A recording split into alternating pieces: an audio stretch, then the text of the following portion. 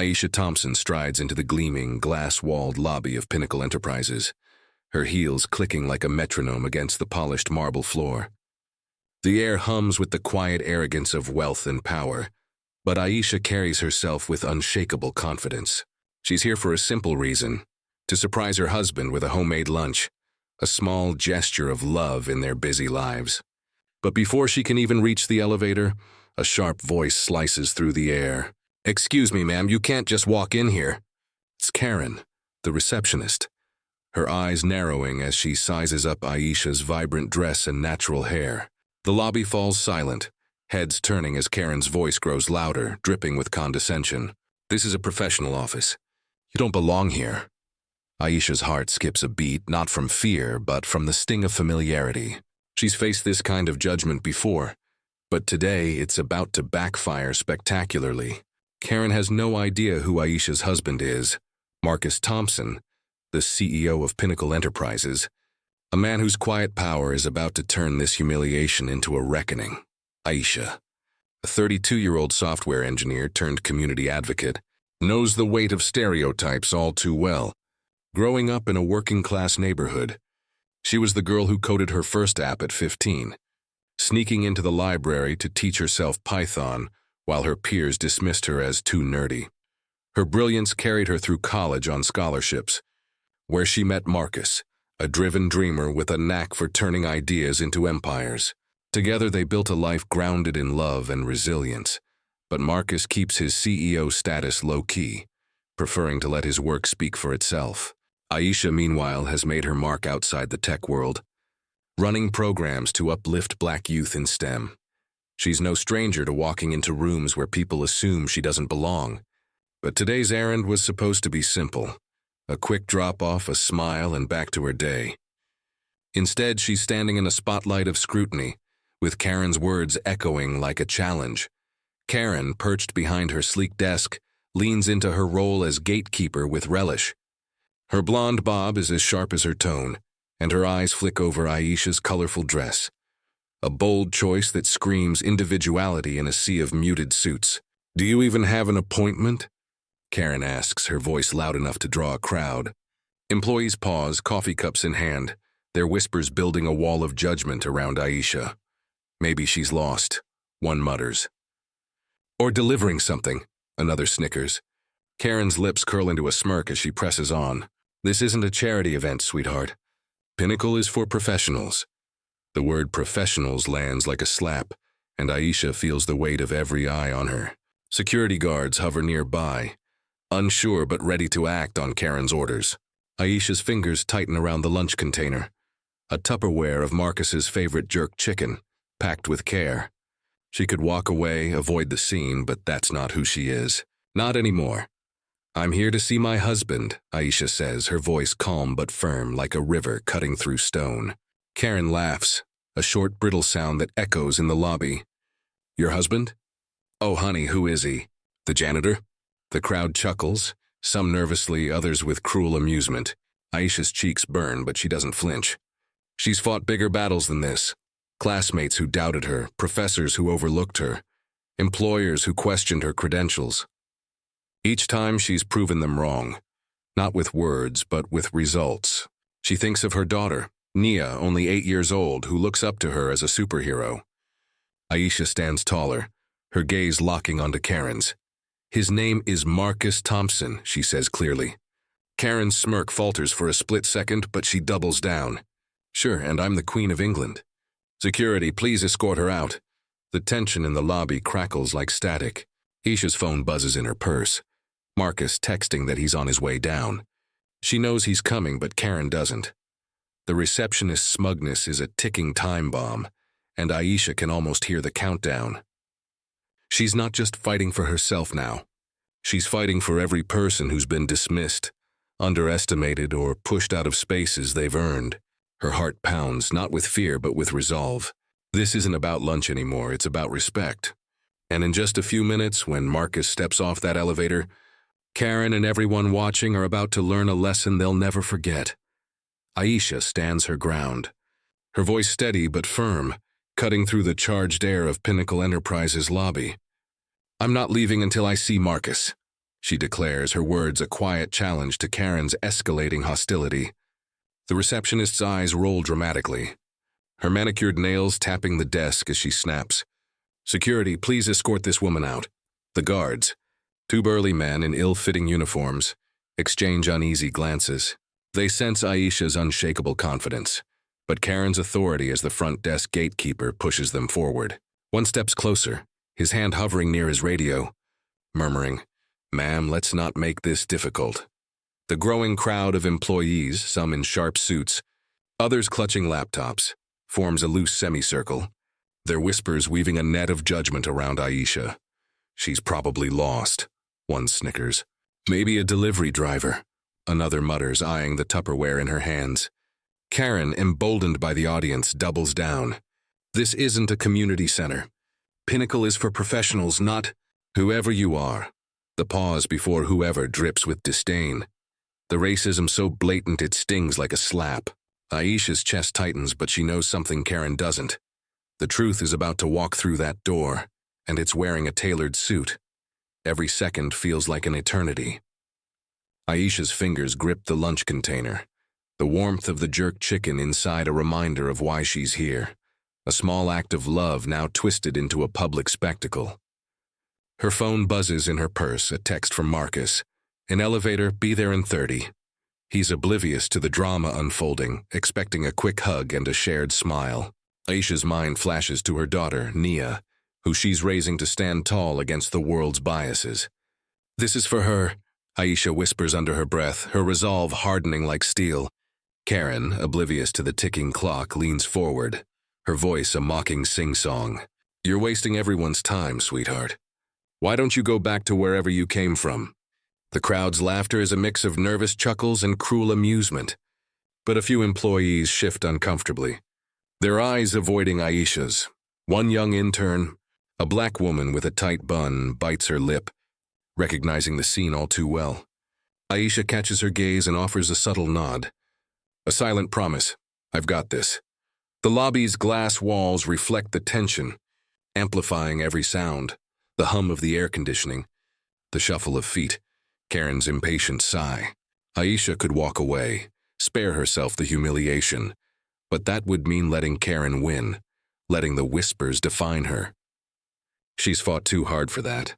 At 15, she coded her first app in a library with flickering lights, ignoring the taunts of nerd from kids who didn't understand her drive. At 22, she walked into college classrooms where professors assumed she was there by mistake.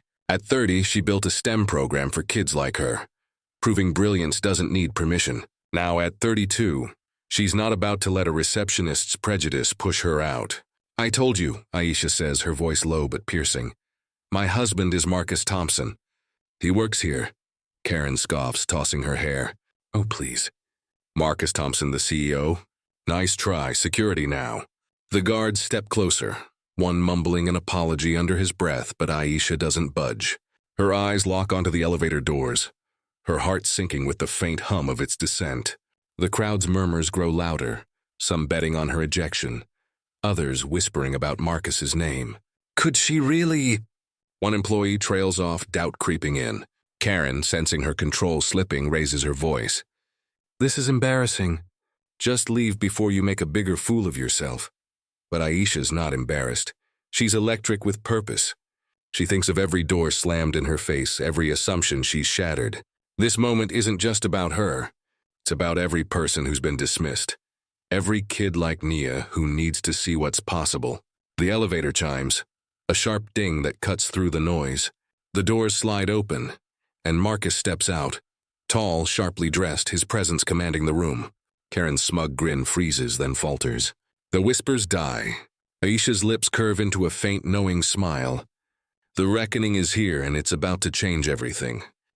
The elevator doors slide open with a sharp ding, and Marcus Thompson steps into the lobby of Pinnacle Enterprises, his presence like a storm rolling in, quiet but undeniable. His tailored navy suit and crisp white shirt exude authority, but it's the fire in his eyes that silences the room. He locks onto Aisha immediately, his confusion morphing into fury as he takes in the scene. His wife, standing tall but surrounded by security guards, a smug receptionist, and a gawking crowd of employees. The air crackles with tension, the whispers dying as Marcus's polished shoes echo on the marble floor. "What's going on here?" he demands, his voice low and sharp, cutting through the atmosphere like a blade. Karen, the receptionist who moments ago was reveling in her power, freezes. Her smug grin falters, her eyes darting as she stammers. "Sir, I was just handling an unauthorized visitor." The word unauthorized hangs awkwardly, and Marcus's gaze narrows, his jaw tightening. "Unauthorized?" He repeats, each syllable heavy with disbelief. "That's my wife." Gasps ripple through the crowd, a wave of shock that shifts the room's energy. Karen's face drains of color, her mouth opening and closing like a fish gasping for air. "Mr. Thompson, I didn't know," she starts, her voice trembling. But Marcus cuts her off with a raised hand. "You didn't know because you didn't ask. You assumed." His words land like a gavel, and the crowd shifts, some employees looking away in shame, others staring in awe. Aisha steps forward, her composure unshaken despite the ordeal. She hands Marcus the Tupperware with a calm, "Brought you something," her voice steady but laced with a quiet strength that makes the moment even more powerful. The simple act, handing over a container of homemade jerk chicken, stands in stark contrast to the chaos Karen created. It's a reminder of why Aisha came here. A gesture of love now transformed into a statement of resilience. Marcus, the CEO who built Pinnacle from a garage startup into a tech giant, rarely flaunts his status. He's known for his quiet leadership, letting his innovations and results speak louder than any title. But now he's all business, his authority filling the room like oxygen.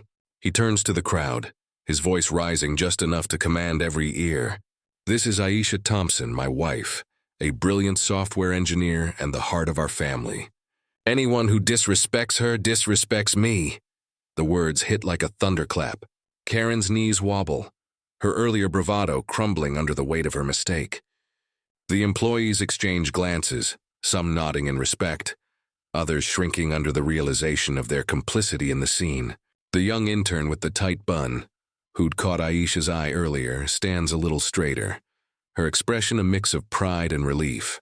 Aisha's calm dignity and Marcus's unyielding support have turned the tables, exposing Karen's prejudice for what it is. The lobby, moments ago a stage for humiliation, now feels like a courtroom. Marcus's gaze sweeps over the crowd, lingering on the security guards who hesitate, their hands dropping from their radios. "You judged her based on what? Her clothes? Her hair? Her skin?" he asks, his voice steady but piercing. Karen tries to speak, mumbling something about company policy, but it's feeble, a flimsy shield against Marcus's righteous anger. Aisha stands beside him, her presence a quiet force amplifying his words. She's not just the CEO's wife. She's a woman who's coded solutions to problems most in this room couldn't dream of solving. A mentor who's lifted up countless kids from neighborhoods like hers. The crowd senses it now. The weight of who she is and the shame of their silence starts to settle in. Marcus doesn't raise his voice, but he doesn't need to. His authority is in his clarity, his love for Aisha evident in every word. Pinnacle isn't just about profit. It's about people, he says. And if you can't respect the people in this building, you don't belong here. The statement hangs in the air, a challenge to everyone watching. Karen's eyes dart to the floor, her hands trembling as she realizes the depth of her error.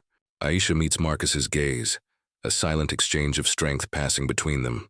The crowd is frozen, some filming discreetly on their phones, sensing a moment that's about to go viral. Aisha's faint smile returns, not triumphant but resolute. The reckoning has begun, and it's only a matter of time before the world knows her name. The lobby of Pinnacle Enterprises buzzes with shock, the air thick with the weight of Marcus's words. Anyone who disrespects her disrespects me. Karen. The receptionist stands frozen behind her desk, her earlier bravado shattered as the reality sinks in. She just humiliated the CEO's wife in front of a crowd. Her face, once smug, is now a mask of panic, her hands fidgeting with a pen as she tries to process the fallout. Marcus's voice, ice-cold and deliberate, cuts through the stunned silence as he turns to the HR manager, who's just arrived, summoned by a quick call from his assistant. "Karen, Marcus says, his tone unyielding. Explain why you felt entitled to treat my wife like this. The crowd, employees, security onlookers, holds its breath, their eyes darting between Marcus, Aisha, and the crumbling receptionist. Karen stammers, her voice barely audible. I was just following policy, sir. She didn't have an appointment, and I thought. I was protecting the office's standards. Her words falter, each excuse flimsier than the last, crumbling under Marcus's piercing stare. Standards? He repeats, his eyebrow raised. Your standards involve judging someone before they even speak? Assuming they don't belong because of how they look? Aisha, standing beside Marcus, steps forward, her presence commanding despite the ordeal. Her voice is clear, resonant, cutting through the tension like a beacon. This isn't just about me, she says, her gaze sweeping the crowd, lingering on the faces of employees who stood silent during her humiliation. This is about how you treat anyone who doesn't fit your narrow idea of professional. I've faced this my whole life, people assuming I'm less because of my skin, my hair, my choices. It stops here. Her words land with force, stirring murmurs of agreement. The young black intern from earlier nods, her eyes shining with admiration. Other employees, especially people of color, exchange glances, their own experiences of bias bubbling to the surface. A middle-aged man in a suit shifts uncomfortably, his earlier smirk replaced by guilt. Aisha's not just speaking for herself, she's giving voice to every person who's been dismissed, sidelined, or underestimated. Marcus lets Aisha's words hang in the air, his hand resting gently on her shoulder, a silent signal of their shared strength. He doesn't fire Karen on the spot, though the temptation is clear in the tight set of his jaw. Instead, he turns to the HR manager, a woman named Linda, who's scribbling notes furiously. Effective immediately, Marcus says, his voice carrying the weight of his authority. Pinnacle will conduct a full review of our workplace culture. No one, employee, visitor, or otherwise, should ever feel unwelcome here. Diversity isn't a buzzword. It's why we thrive.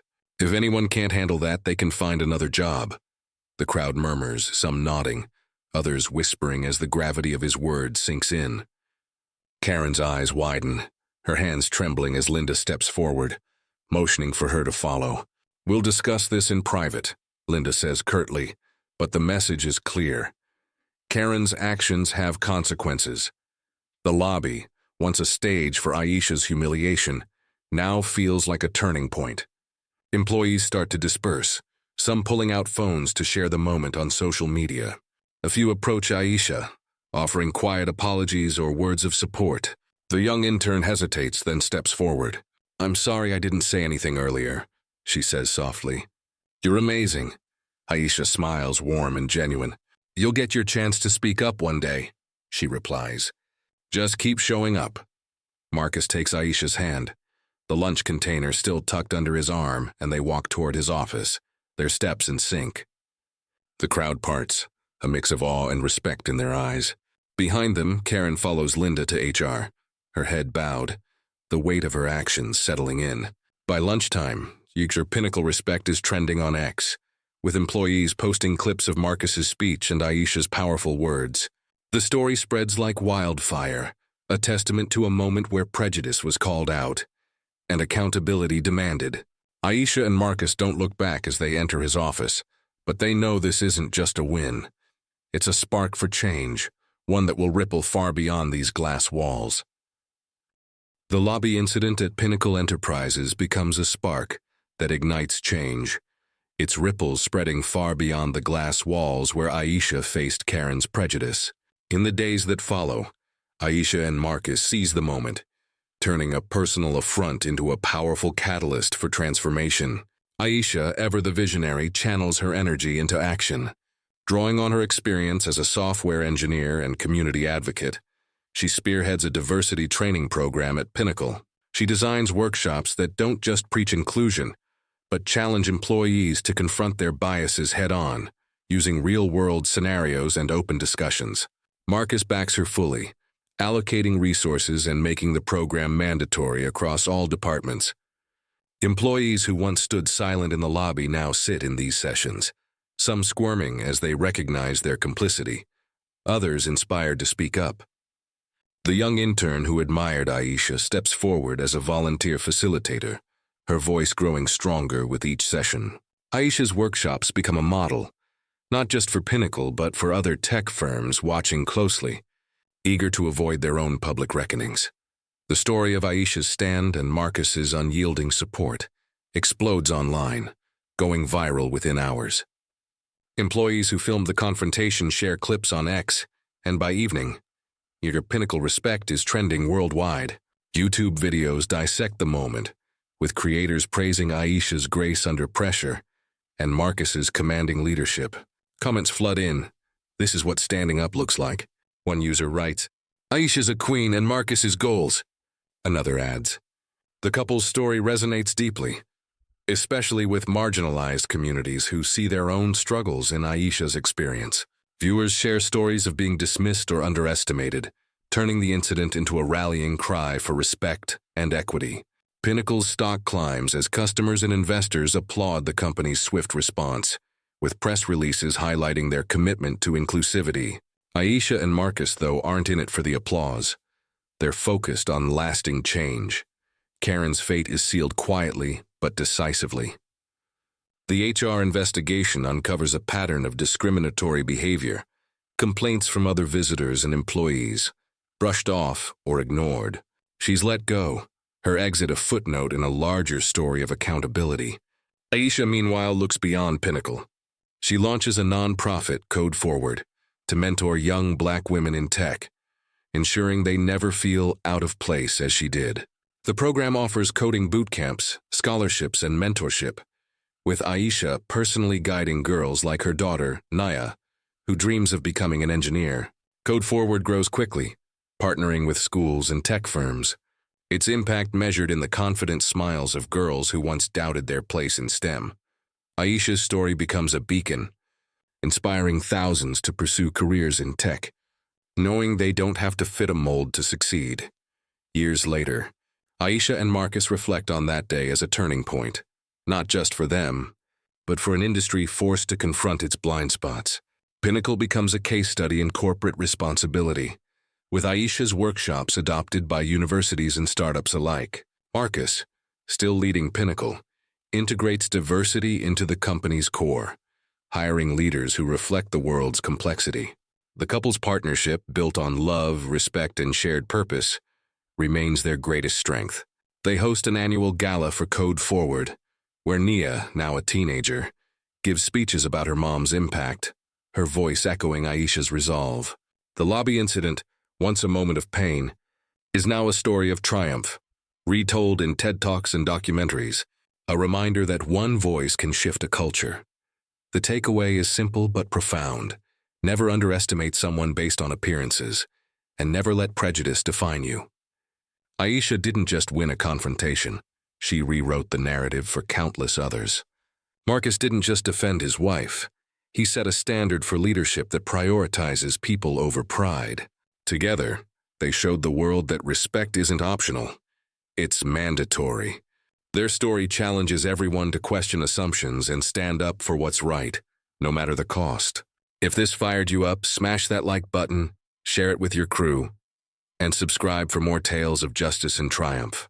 Let Aisha and Marcus's legacy inspire you to make a difference, one bold step at a time.